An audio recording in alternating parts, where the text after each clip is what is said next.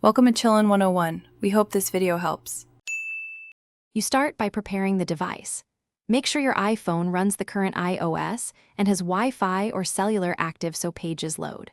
Once done, open Safari from the home screen or use Spotlight Search to find it fast. If Safari feels sluggish, close background tabs or exit private mode to allow caching and cookies. This reduces load failures.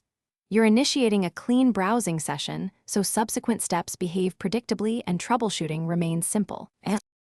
Now navigate, type the web address or a search term in the address bar and tap Go to load the page. If a site requires login, use saved passwords in Keychain or Face ID for speed and security. This prevents mistyped credentials. Make sure Safari settings allow cookies and JavaScript if pages rely on them. Go to Settings Safari to toggle pop-ups, trackers, and content blockers. These controls affect how pages render and whether interactive features work. To finish, confirm the page functions and interactive elements work. If everything looks right, bookmark it or add to your reading list for later. If you run into problems, first clear history and website data to remove corrupted caches, then force quit Safari and relaunch it.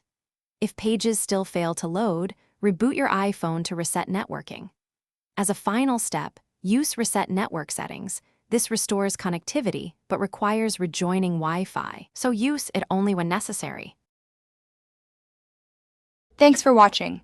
Consider subscribing if we helped you.